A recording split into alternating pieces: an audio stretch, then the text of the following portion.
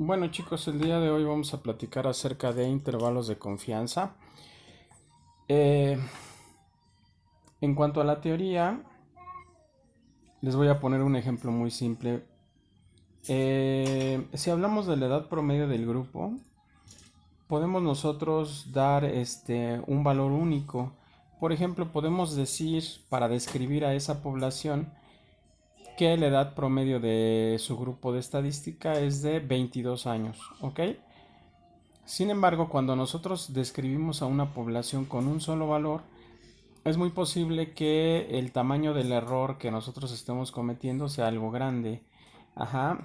Por ejemplo, puede ser que en ese salón haya alumnos de 25 años o alumnos de 20 años. Entonces ahí estamos cometiendo un error. Ajá. Para minimizar ese error, lo que podemos hacer es, en lugar de dar un valor único, dar un rango, ajá, un intervalo. Y entonces, de esa forma sería más difícil que yo me equivoque, ¿ok? Entonces, para dar una edad promedio de nuestro salón de estadística, podríamos decir que está en el rango que va de los 20 a los 25 años, ¿sale? Si se dan cuenta, en ese caso, nosotros ya es más fácil que nosotros estemos incluyendo a la mayoría de las personas. Ajá. Y por lo tanto, el error que nosotros cometamos va a ser menor. ¿Sale?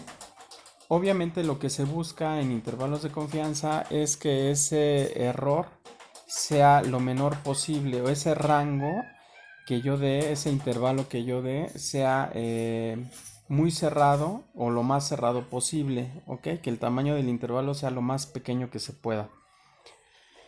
Bueno, entonces, ¿qué voy a considerar para qué voy a considerar para los intervalos de confianza? En primer lugar, voy a considerar el tipo de distribución que tenemos.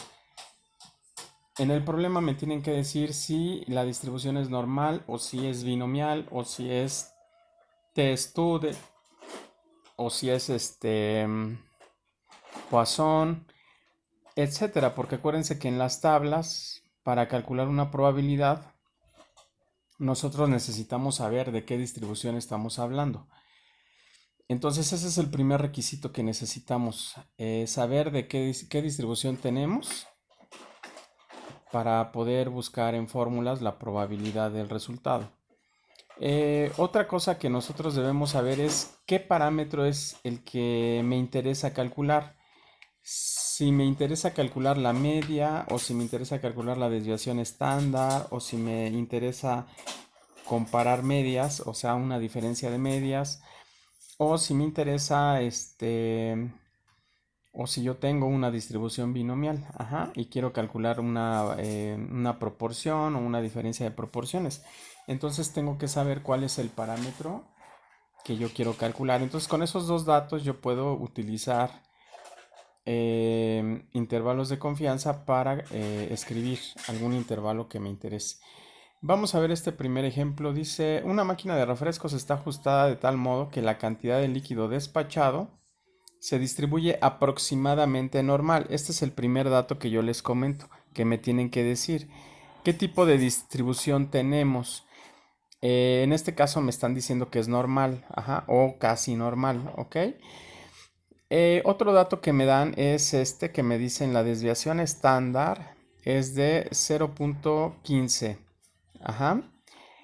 Me dice que tengo que encontrar un intervalo de confianza del 95% para la verdadera media se refiere a la media poblacional, ¿ok? De los refrescos que sirve la máquina. Si una muestra aleatoria de 36 refrescos se refiere a el tamaño de la muestra, tiene un contenido promedio de 225 decilitros. Entonces, a ver, vamos a identificar esos datos en la fórmula que yo voy a ocupar. Hay varias fórmulas, esta que les estoy poniendo es para calcular intervalos de confianza para la media, porque ese es el parámetro que me están pidiendo. Contenido promedio, entonces estamos hablando de media poblacional. Intervalos de confianza para la media de poblaciones normales. Aquí me dicen que es normal, entonces voy a usar esta fórmula. Cuando se conoce la desviación estándar. En este caso sí la conocemos porque me dicen que vale 0.15. ¿Sale?